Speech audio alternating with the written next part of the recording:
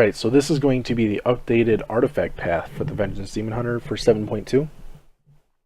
So, for those starting out, I'm going to go through this real quick. So the first 35 traits, you're going to put them as so. So Tormenting Souls, you have to do first. Then you're going to go for Shatter the Souls, then Siphon Power, Fiery Demise, and then Fueled by Pain. And why we do this is Shatter the Souls, it just gives you a little bit extra souls if you're below 50% health. It's not good. It's honestly one of our weakest traits. So for the most part, you ignore it. Siphon Power, whenever you use Empower rewards, you get agility up to 15% for 10 seconds based on the magic damage you take. So the way this works is whenever you take magic damage, for every 1% health loss, you gain 1% agility for 10 seconds. And this caps at 15%, so if you get that 15% immediately, you'll have it for the rest of the 10 seconds. If you have a dot on you, then every time it ticks, it's going to refresh the buff, and it's going to add stacks up to the 15%. So you can effectively have up to 16 seconds of uptime on this. So if you time it right, sometimes like on Croesus, say, you can have 15% agility for that full 16 seconds, and then 4 seconds later your Empower rewards will come off cooldown and you can cast it all over again. That's not going to happen a lot, but if you can, you take advantage of it, and that's part of min-maxing your damage. It offers a little bit of survivability because the agility gives a little bit of dodge and it gives you a little bit of healing, but primarily it's for the damage. Fiery Demise, this is easily our best non-golden trait, and it increases the damage, the fire damage done to the target whenever you cast Fiery Brand. So Fiery Brand puts a debuff on the target, but when you cast, the ability itself, when you press it, with this, it puts 2 debuffs on the target. The first debuff is Fiery Brand, which is the damage reduction.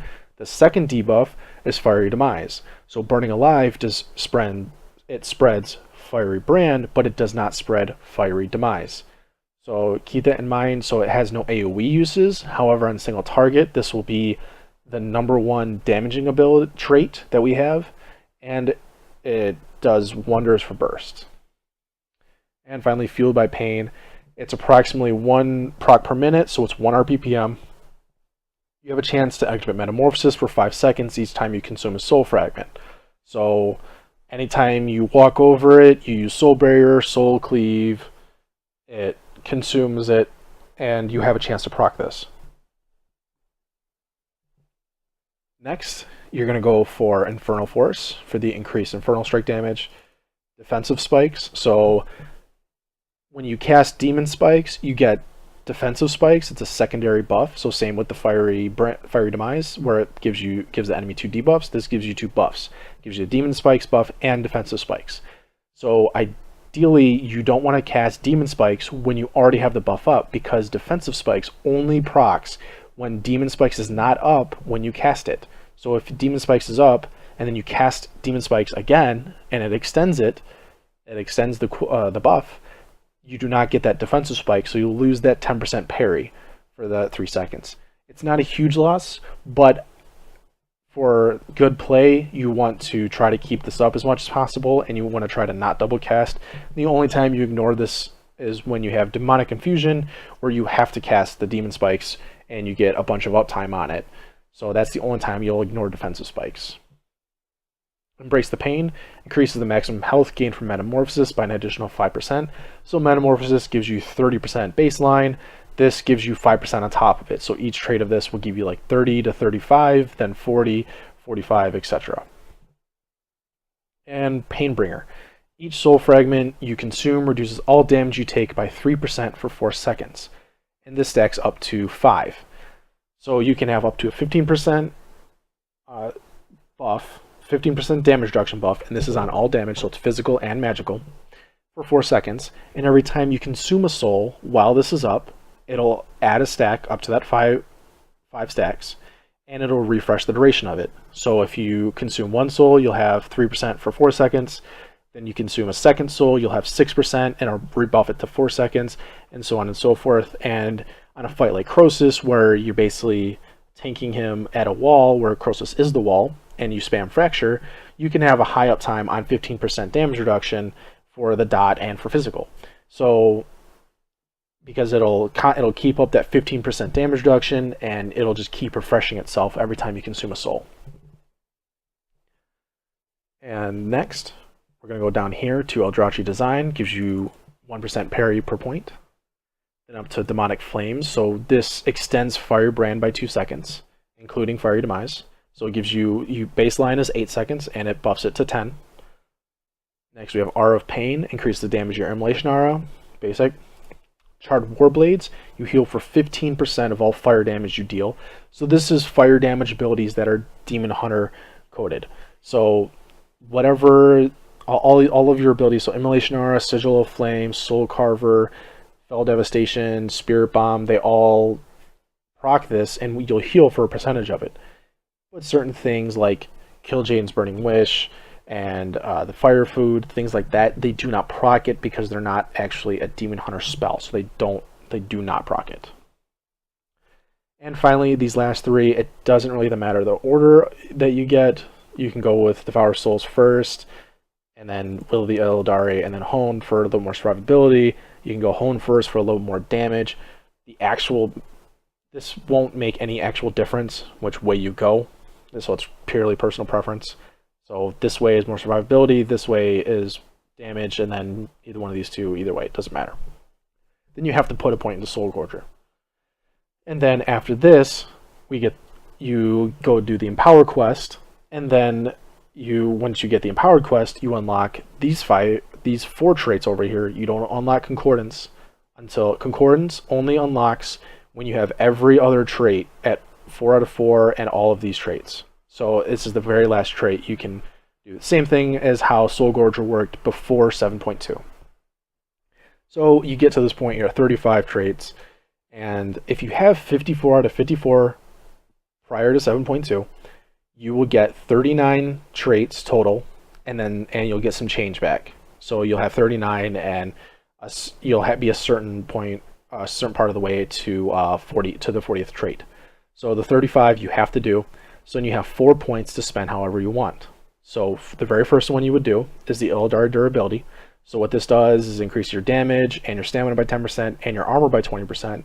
So prior to 7.2, or prior to empowering your weapon, Soul Gorger went up to 20. And you gained damage and stamina for every point you put into the artifact up to that point, as well as Soul Gorger gave you 8% of armor.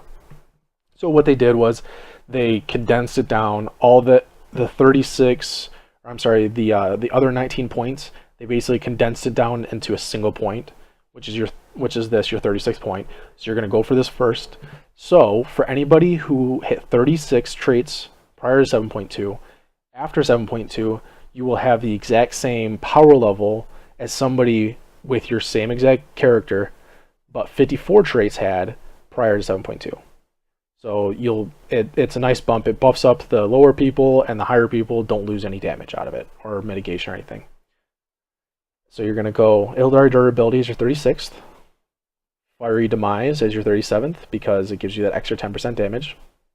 Then you're going to go down here, and you're going to go through Lingering Ordeal, Erupting Souls, and Flaming Soul to get that.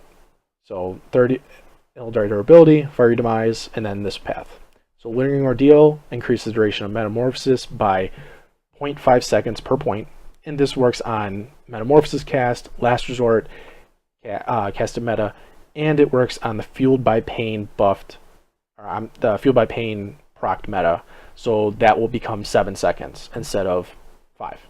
So this works on all of them. Erupting Souls, Soul Cleave deals X amount of damage for each soul fragment it consumes. So a couple things to note for this is the damage is physical. On the combat logs, it counts as a separate ability. So it doesn't count as Soul Cleave damage, it counts as Erupting Souls damage. Because it's physical, it can be buffed by Razor Spikes. The damage it does is only to the target you casted Soul Cleave on. So it has no effect in AoE, so there's going to be no such thing as a Fracture build into Soul Cleave.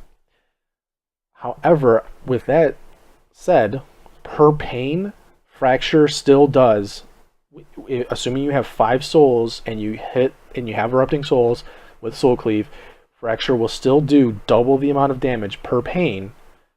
However, in burst scenarios where you don't have the ability to do that, to spend all that pain on fracture, erupting souls with the 5 souls will do more damage than the fractures will. But that's very niche, and it's more of a last hit type scenario.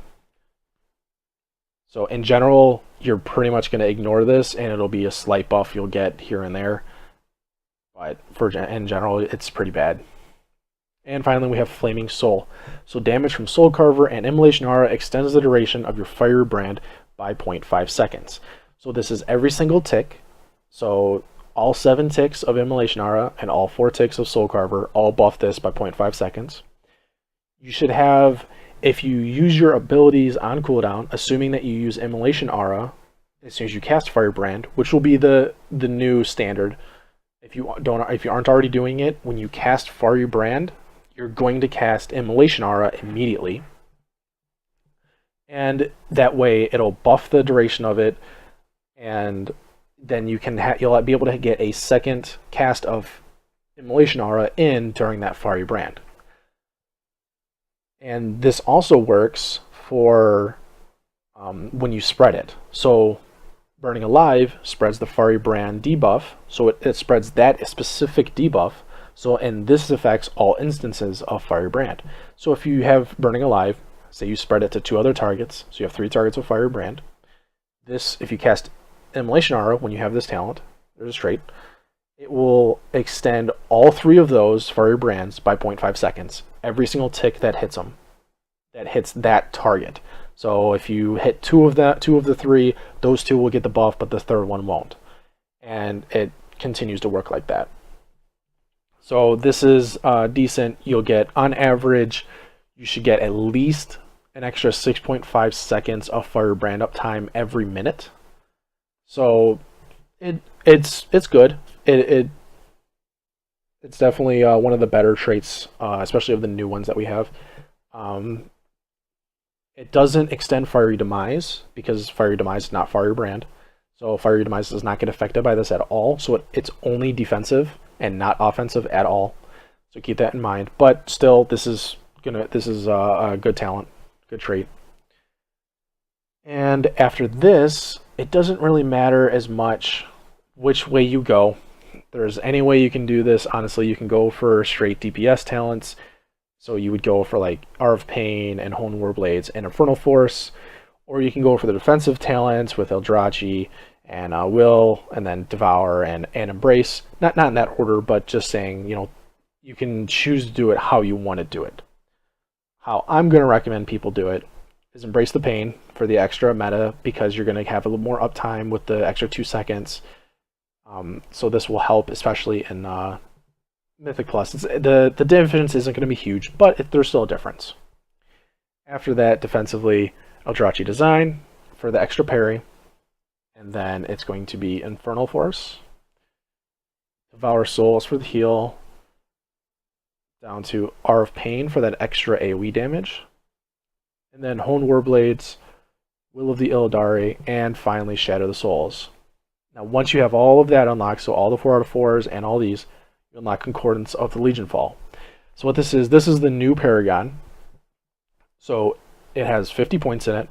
It's approximately 1.37 procs per minute, so it's RPPM, which people on on PTR, we're keeping roughly 25% uptime on this. So what this does is, for us as tanks, it gives 2,000 versatility for 10 seconds. And this also has an internal cooldown of, I believe, 15 seconds. So you cannot double proc this. So you cannot double proc it, but you could proc it and then proc it 15 seconds later. But you won't get 2 of them back to back or on top of each other. So what this does is increase your versatility by 2,000 all the way up to 11.8 thousand. So 11.8k, or it's almost 12k versatility. So this is not something that you're really going to focus around because it's a proc.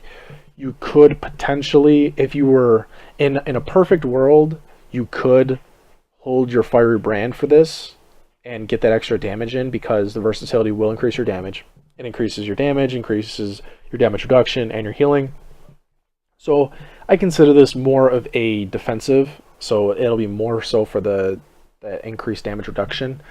And the increased damage will be nice, but it's not something that you're generally going to work around. So you're not going to like hold off abilities. You can do that for it, and because it's a 1.37 RPPM and our burst is on a 1 minute cooldown, you can hold for it, but it's not generally recommended. So this will be nice to have, but you're not going to blow a ton of... It's not going to be extremely important, but it's still going to be good. So Concordance of Legionfall, it starts out at 2,000 base and it goes up to 11.8k. So at the base level, it'll give you 4.2% damage reduction, or I'm sorry, 4.2% increased damage and healing, and it'll give you 2.1% all damage reduction. And at the max, it'll give you 24.8% more damage and healing, and 12.4% more damage reduction.